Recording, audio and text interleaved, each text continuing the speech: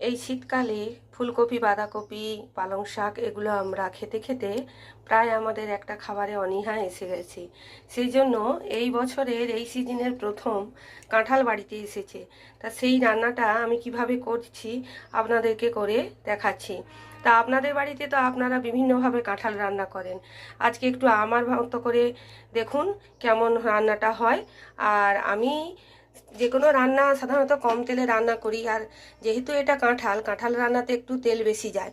প্রথমে কাঁঠালটাকে আমি লবণ দিয়ে আলু আর কাঁঠাল সেদ্ধ করে নিয়েছি। এরপর এইগুলিকে আমি ভালো করে কষিয়ে নেব। কষিয়ে নিয়ে ফিরে আসছি।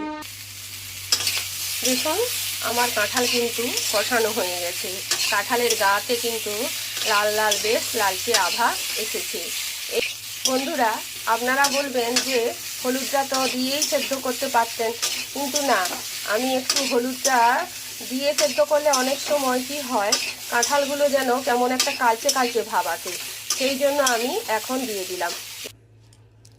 দিয়ে দিয়েছি একটুখানি চিনি, আর তেলের পরিমাণটা আপনারা দেখতেই পাচ্ছেন।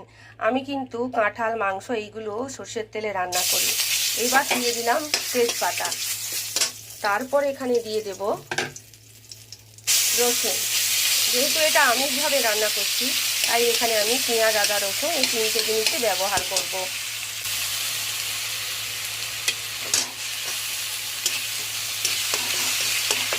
আমি হলুদ, লঙ্কা গুঁড়ো ইত্যাদি দিয়ে, দেখুন বন্ধুরা, আমি লঙ্কা গুঁড়ো নিয়েছি, হলুদ নিয়েছি, বাকি পেঁয়াজ, আদা, রসুন বাটা একটু রয়ে গেছে, এটি দিয়ে ভালো করে কষিয়ে ফেরত আসছি।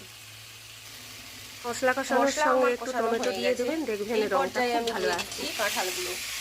কাঁঠালগুলো আমি ভালো করে কষিয়ে নিয়ে এর মধ্যে আমি জল দিয়ে দেব। জল আর লবণ এই সকল দিয়ে আমি ফেরত আসছি। দেখুন বন্ধুরা, আমার তরকারি কি লাল হয় নাই? আমার তরকারিতে কি কোনো রং আসে নাই? আর তরকারিটি কি খুব খারাপ দেখতে হয়েছে?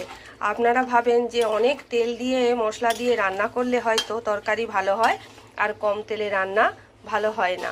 দেখুন আমার আলুগুলো সেদ্ধও হয়ে গেছে এবং তরকারিটি দেখতেও খুব সুন্দর হয়েছে।